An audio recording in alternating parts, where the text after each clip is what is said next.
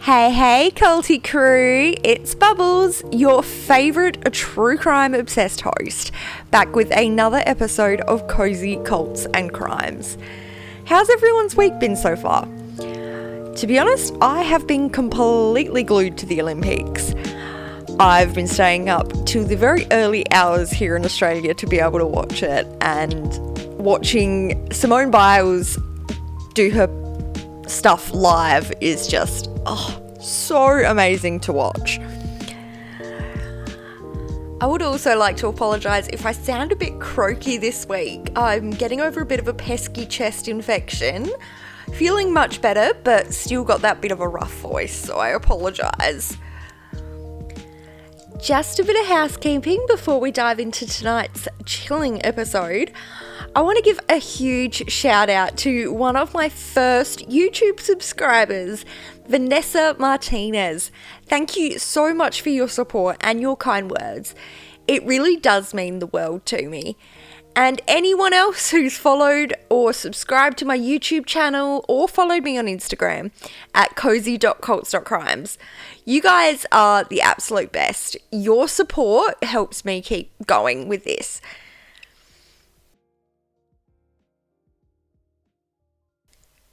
Now, believe it or not, it wasn't actually that long ago that I discovered the world of true crime myself. Back in 2021, when the whole world was stuck at home with COVID, I was also stuck at home recovering from thyroid surgery.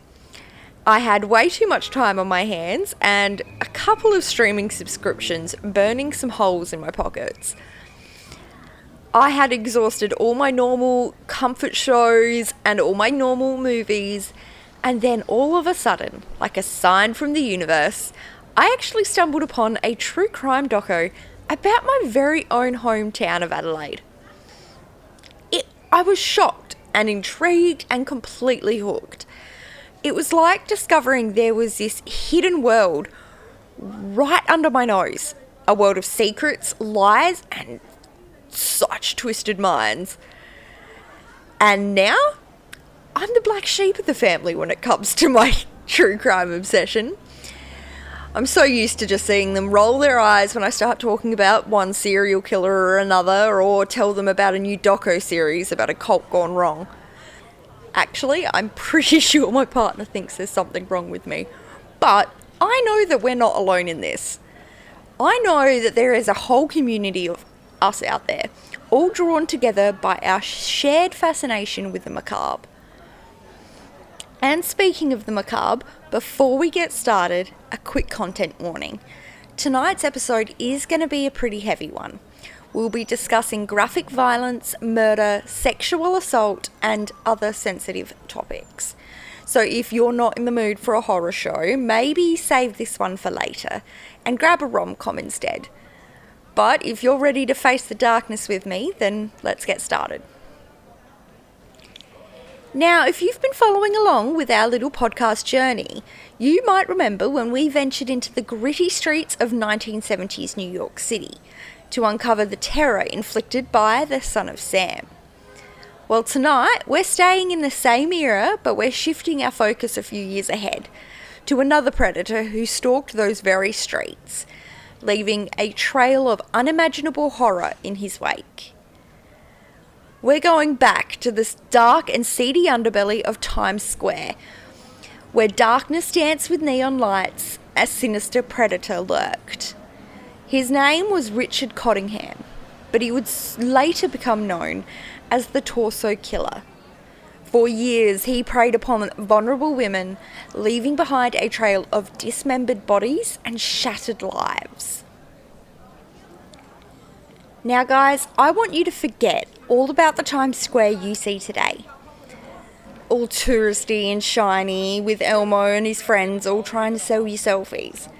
We're talking about the old Times Square, the one that was a little rough around the edges, a little dangerous, and a whole lot of seedy. This was the era of disco fever, platform shoes, and some seriously questionable fashion choices.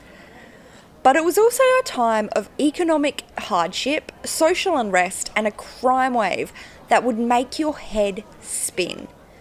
The city was on the brink, teetering between the glitz and glamour of Studio 54 and the grime and grit of the streets.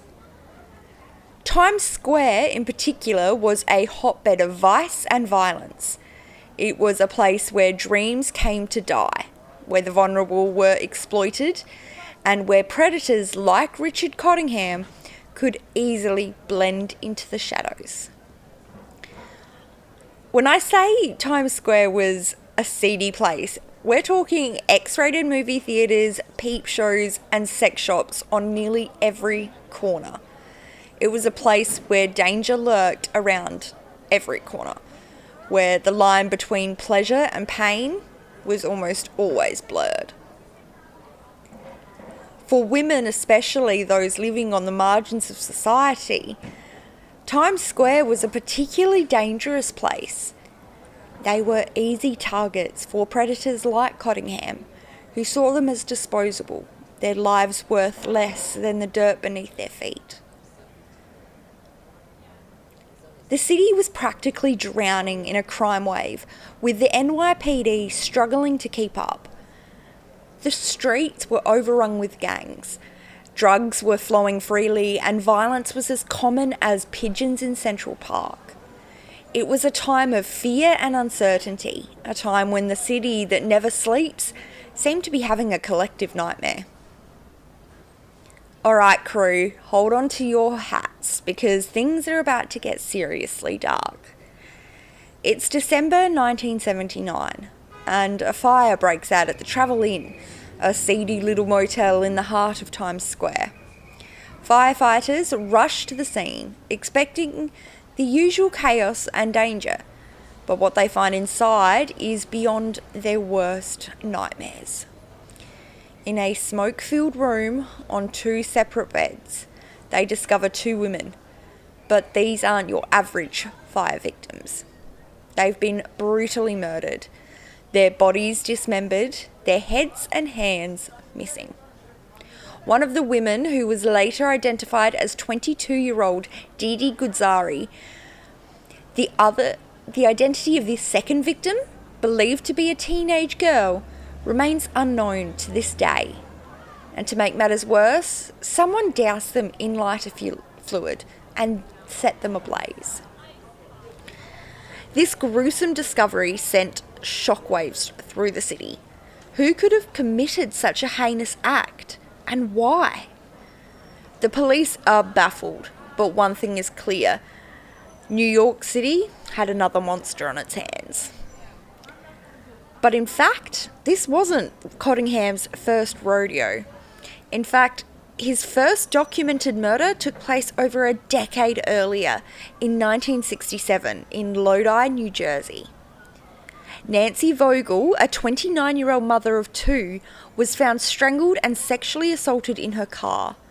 It was a crime that shocked the quiet suburban community of Lodi and left investigators puzzled. Little did they know that this was just the beginning of a nightmare that would span over a decade and claim the lives of many more women. Over the next few years, Cottingham continued to prey on vulnerable women in New York and New Jersey.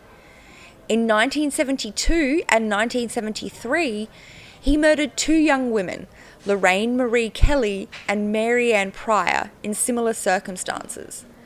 Their bodies were found in motel rooms, bearing the horrific marks of torture and mutilation. In 1977, Cottingham's violence escalated. He claimed 3 more victims: Valerie Ann Street, Jean Raymer, and Pamela Weisenfeld. Their bodies were found in various locations, all bearing the same gruesome signature: dismembered, often burned, and always missing their heads and hands. It was this signature mutilation that earned him the nickname the Torso Killer. The double homicide in Times Square in December of '79 was the culmination of years of escalating violence. It was a brazen and brutal act that sent a clear message. He was not afraid to kill. and he was not going to stop anytime soon. Women were terrified to walk the streets alone, especially in Times Square, where the killer seemed to be most active.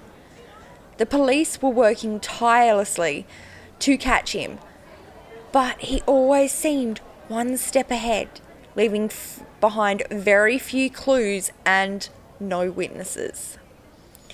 It was a desperate race against time, a battle between good and evil, as the torso killer continued his reign of terror, leaving behind a trail of death and destruction that forever scarred the city of New York.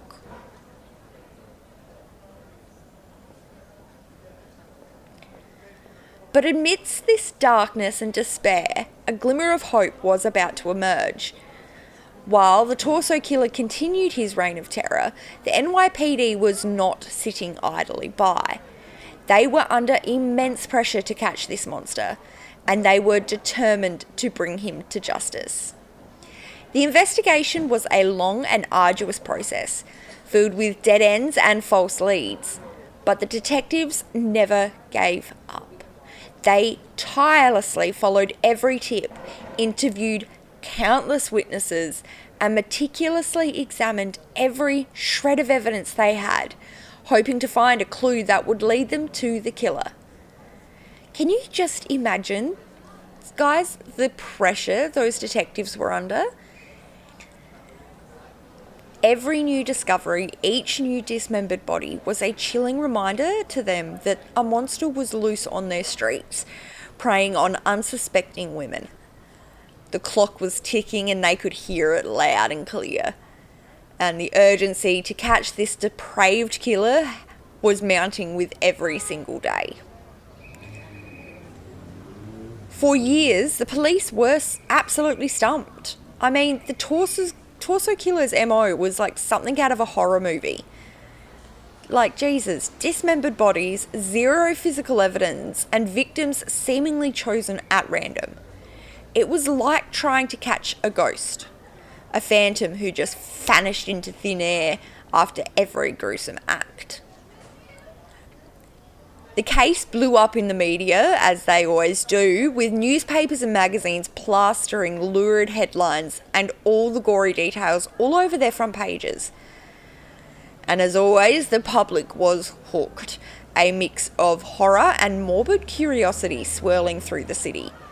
Everyone wanted to know who this monster was and when he would strike next. Tips came flooding in from every corner, but most of them led to dead ends. The torso killer was a master manipulator, covering his tracks like a pro. He was a chameleon, blending into society and leaving no trace of his true identity behind. But then in 1980, everything changed. A hotel maid heard a woman's screams echoing from one of the rooms. When the police burst in, they found Cottingham red-handed, with a victim who had been tortured and bound. It was like a scene from a nightmare, a chilling tableau of terror.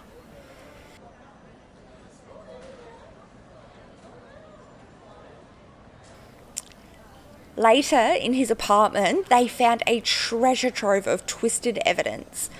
Handcuffs, a leather gag, and a collection of disturbing photographs of other women who had clearly endured unimaginable torment. The pieces of this puzzle were finally falling into place, and the torso killer's reign of terror was about to come crashing down. Cottingham was arrested and charged with multiple counts of murder, kidnapping, and assault. But even then, he remained defiant, clinging to his innocence like a life raft. It wasn't until years later, after countless hours of interrogation and psychological evaluation, that he finally started to crack. In a series of bone-chilling interviews, Cottingham started to spill his guts, revealing the twisted depths of his depravity. He described his gruesome rituals, his sadistic pleasure in inflicting pain, and his complete lack of remorse. It was like listening to a horror show come to life, a glimpse inside a mind of a monster. So, my culty crime crew, after a reign of terror that lasted over a decade, Richard Cottingham, the torso killer, was finally behind bars. But as we all know, justice is a long and winding road, and this case was far from over. Turns out, Cottingham wasn't content to just fade away into obscurity. But what serial killer is? He craved attention, revelled in the notoriety. Like a twisted puppet master, he started to pull strings from his cell, confessing to a slew of other murders, cold cases that had haunted investigators for years. He spilled his guts to anyone who listened. Detectives, journalists, even other inmates. He'd recount his gruesome acts with a disturbing level of detail, as if he were bragging about his twisted trophies. It was a macabre performance, a desperate attempt to stay relevant, to keep the spotlight on himself. For the families of his victims, these confessions were a cruel twist of fate. On one hand, they finally did get some answers, some semblance of closure. But on the other hand, it was like ripping open old wounds, forcing them to relive the unimaginable pain and trauma all over again. But amidst the heartbreak, there was also a glimmer of hope. Thanks to advances in DNA technology, investigators were actually able to link Cottingham to a number of cold cases, giving names and faces to some of those unidentified victims. It was a bittersweet victory, a testament to the relentless pursuit of justice. But even with these breakthroughs, the story is far from over. The trauma inflicted by Cottingham's reign of terror continued to haunt the survivors and the families of his victims. They've had to endure unimaginable pain, their lives forever scarred by his monstrous acts. And for the women of New York City, especially those who lived and worked in Times Square during that era, the fear and paranoia lingered long after Cottingham was locked away. The streets they once knew became a battleground, a constant reminder of the darkness that can lurk in the shadows. But again, in the face of such darkness, there is always that glimmer of hope. The resilience of survivors, the tireless work of investigators, and the advancements in forensic science all offer a chance for healing, for closure, and for justice. My spooky squad, we've walked through the blood-soaked streets of Cottingham's crimes and witnessed the slow crawl of justice. But there is one question that keeps scratching at the back of my mind. What makes a monster? And look, I don't have any fancy psychology degree or anything like that. But I can't help but wonder what goes on inside the mind of a man like Richard Cottingham. What twisted thoughts, dark desires, and warped fantasies fueled the actions of this serial killer? How does one become so utterly devoid of empathy, so consumed by violence and depravity? It's a chilling question, but I think it's one you need to explore if we want to understand the true depths of human darkness. To unravel this enigma, we need to dig deep into the twisted roots of Cottingham's psyche. Now, I'm no armchair psychologist, but even I can see that this dude's childhood was a hot mess express. We're talking about a kid who grew up in a home filled with violence, neglect, and emotional turmoil. His dad was a raging alcoholic who beat him senseless, leaving him with physical and emotional scars that would never fully heal. And his mum, well, she was emotionally checked out, leaving him feeling abandoned and unloved. To make matters worse, he was bullied relentlessly at school. his small stature and quiet demeanour making him an easy target.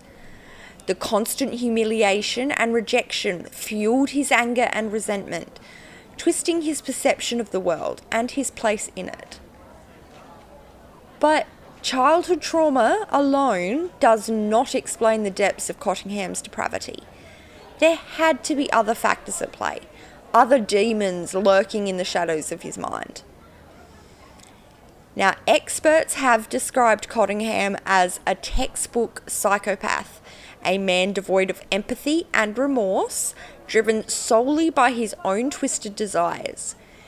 He saw his victims as objects, mere playthings to satisfy his sadistic urges. He revelled in their pain and suffering, finding pleasure in their fear and helplessness. His crimes weren't just about sex or violence. They were about power and control. He enjoyed inflicting pain, both physically and emotionally, on his victims. It was his way of reclaiming the power he felt he had lost as a child, a way to assert his dominance over those he deemed weaker than himself. But the thing is, what sparked this descent into darkness? Was it the constant exposure to violence in his childhood? Was it the rejection and humiliation he had experienced in his personal relationships and at school? Or was it a combination of these factors? A perfect storm of trauma, genetics, and environmental influences that created the monster known as Richard Cottingham.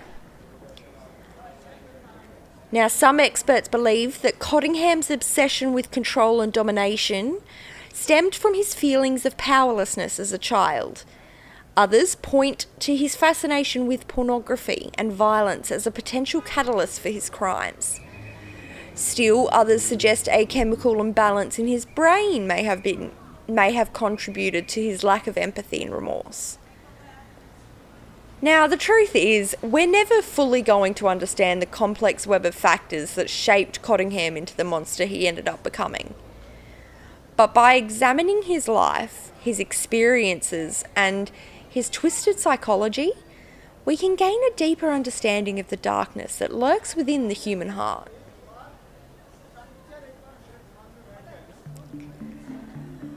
Well, my culty crime crew, we've journeyed through the dark and twisted world of Richard Cottingham, the torso killer.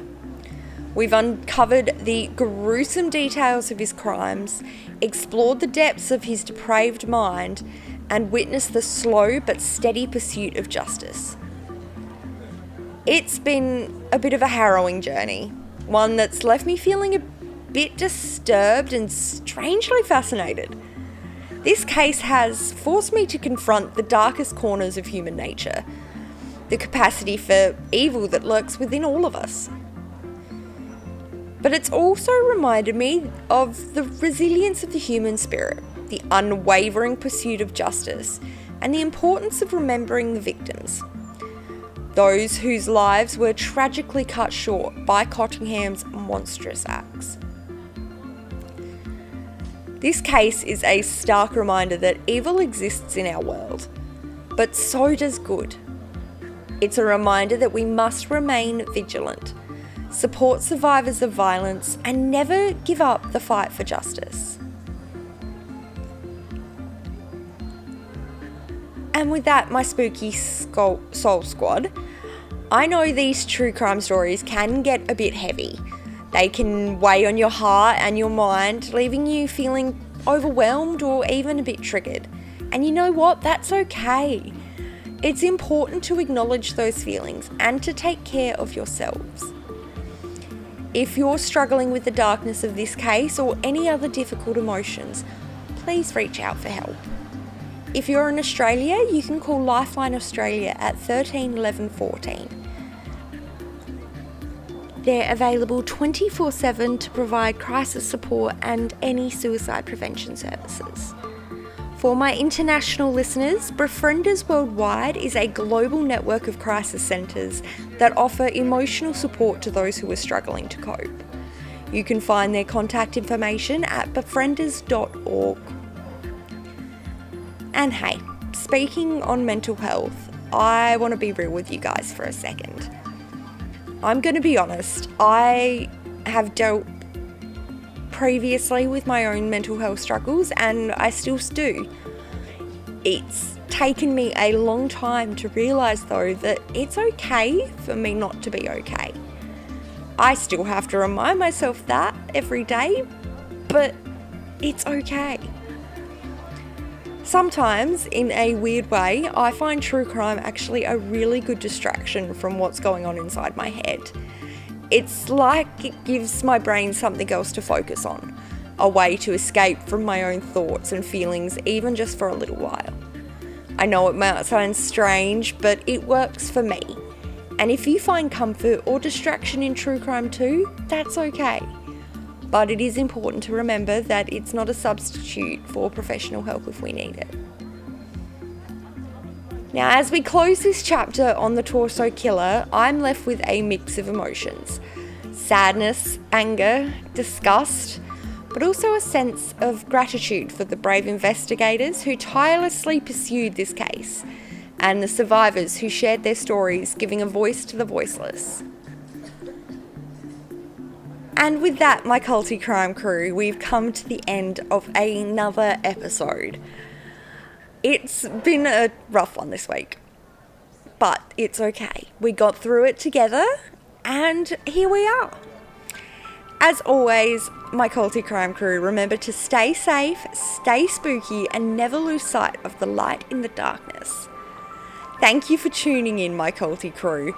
I'm Bubbles, and I can't wait to welcome you back next time for another journey into the shadowy yet strangely comforting world of cozy cults and crimes. I'll see you next time. Bye!